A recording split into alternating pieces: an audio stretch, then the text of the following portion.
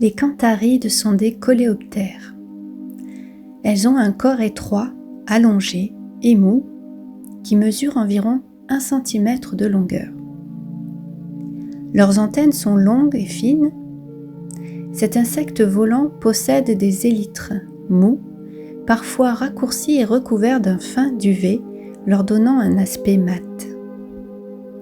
Les larves de cantharides sont également molles, allongées et recouvertes d'un duvet velouté, généralement de couleur sombre.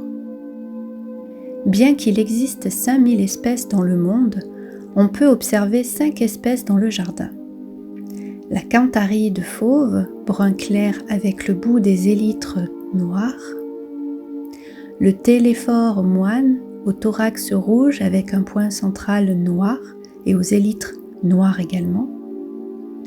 La cantharide obscure, noirâtre, avec 2 taches claires sur les côtés du thorax.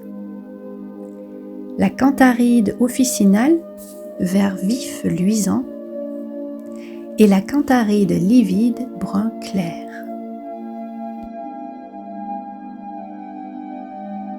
Les larves de cantharide vivent dans le sol, principalement dans les feuilles mortes et sous les pierres ou les écorces. Les adultes fréquentent plus les fleurs et émergent au printemps.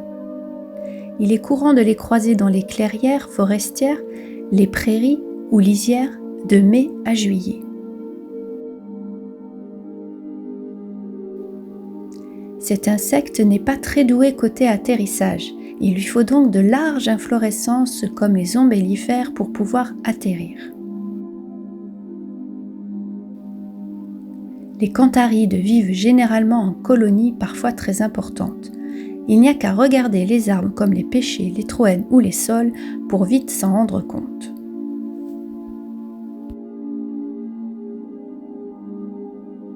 Les larves et les adultes sont carnivores et s'attaquent à de nombreuses proies.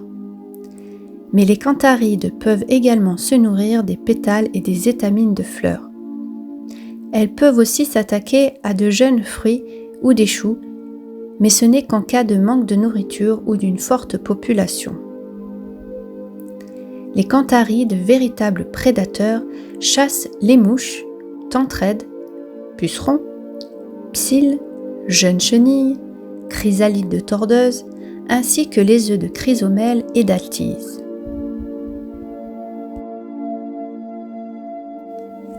Les cantharides sont tantôt des auxiliaires, tantôt des ravageurs selon leur repas. Mais lorsqu'ils passent au régime carnivore, la grande variété de proies qu'elles consomment en font des auxiliaires hors pair.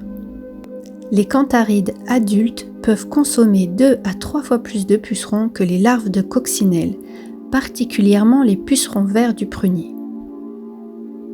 Les larves, quant à elles, sont strictement carnivores et se nourrissent des œufs de sauterelles, larves de diptères, de pucerons, de chenilles, mais aussi de gastéropodes ou de vers de terre. Inutile donc de vous dire à quel point cet insecte est indispensable dans un jardin au naturel. Je n'ai pas trouvé de prédateur à cet insecte. Peut-être est-ce dû au fait que la cantharide possède une substance très désagréable qui fait fuir beaucoup d'animaux. D'ailleurs, cette substance peut être assez nocive pour notre peau ou nos yeux, alors faites attention lorsque vous croisez particulièrement la cantharide officinale. Je dirais donc que le plus gros prédateur, c'est l'humain, car cette fameuse substance jaunâtre chargée de cantharidine était très prisée pour ses vertus médicinales. La cantharidine, malgré sa dangerosité pour les non-avertis, est encore employée de nos jours en pharmacopée pour soigner de nombreuses affections. On peut aussi voir de la poudre de cantharide dans certains mélanges d'épices pour tagine et couscous. C'est pourquoi je pense que son plus grand prédateur est l'homme.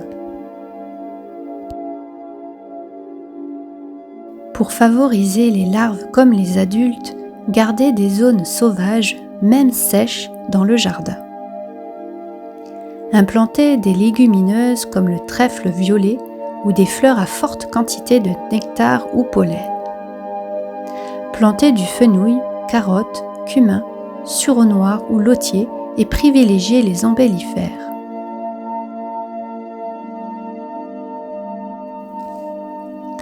Les dégâts ne sont pas assez importants à mon sens pour se passer de leur présence. Les cantharides étant de très gros prédateurs pour de nombreux ravageurs, il me semble essentiel de les préserver et de les attirer. Le mieux est de favoriser la biodiversité pour réguler la présence de tous les insectes en général dans notre jardin. Merci d'avoir visionné cette vidéo en espérant que vous avez appris un peu plus de choses sur cet insecte et je vous dis à très bientôt pour un nouveau épisode de la série Zoom sur les insectes.